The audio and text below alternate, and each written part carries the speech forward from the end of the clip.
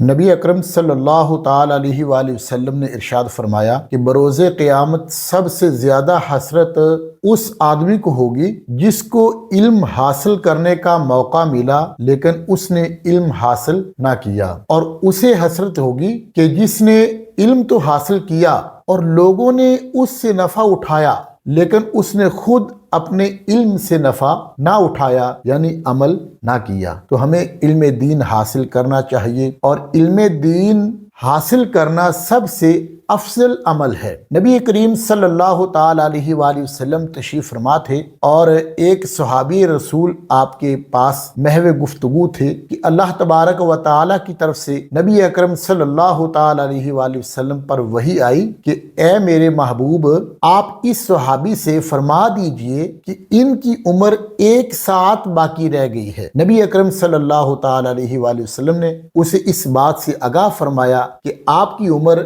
1 ساعت باقی ہے۔ وہ بے قرار ہو گئے اور نبی اکرم صلی اللہ تعالی علیہ وآلہ وسلم سے عرض کرنے لگے، یا رسول اللہ صلی اللہ علیہ وسلم، مجھے آپ اس وقت کوئی ایسا عمل بتائیے جو اس وقت میرے لیے زیادہ مناسب ہو، اور وہ وقت عصر کا تھا۔ نبی اکرم صلی اللہ تعالی علیہ وآلہ وسلم نے فرمایا، اشتغل بالتعلم، یعنی علم حاصل کرنے میں مشغول ہو جاؤ۔ وہ علم حاصل کرنے میں مشغول ہو گئے اور مغرب سے پہلے ان کا انتقال ہو گیا۔ راوی کا کہنا ہے کہ اگر علم حاصل کرنے سے افضل عمل کوئی اور ہوتا تو یقیناً نبی اکرم صلی اللہ تعالی علیہ وآلہ وسلم اس وقت اس صحابی رسول کو ضرور ارشاد فرماتے۔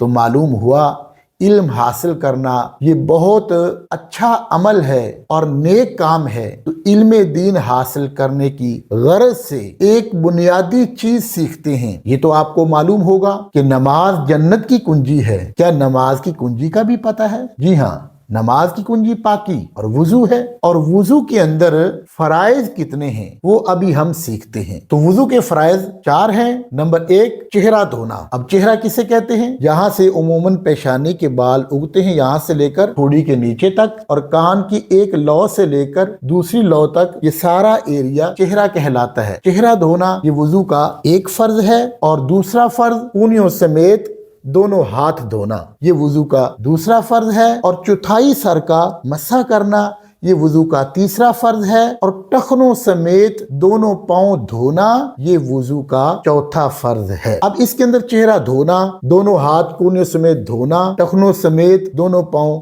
دھونا، یہ ہم نے سماعت کیا۔ تو دھونا کسے کہتے ہیں؟ دھونے کی ڈیفینیشن کیا ہے؟ دھونے کی تعریف کیا ہے؟ تو آئیے ہم سیکھتے ہیں کہ دھونا کسے کہتے ہیں۔ دھونا کہتے ہیں کہ جس عضو کو دھونے کا حکم ہے اس عضو پر کم از کم 2 قطرے پانی کے بہہ جائیں۔ صرف چپڑ لینے جیسے تیل کو جسم پر چپڑا جاتا ہے اس طرح کرنے کو، یا ایک قطرہ بہ جائے، اس کو دھونا نہیں کہتے۔ سردی کے اندر بعض اوقات غفلت کی بنا پر کونیوں کا کچھ حصہ خشک رہ جاتا ہے یا ایڑیوں کی طرف سے خشک رہ جاتا ہے، اس طرح وضو نہیں ہوگا۔ یہ 4 فرائض ہیں، ان میں سے ایک بال برابر بھی جگہ خشک رہ گئی تو ہمارا وضو نہیں ہوگا، لہذا احتیاط سے ان 4 فرائض کو پورا کرنا ضروری ہے۔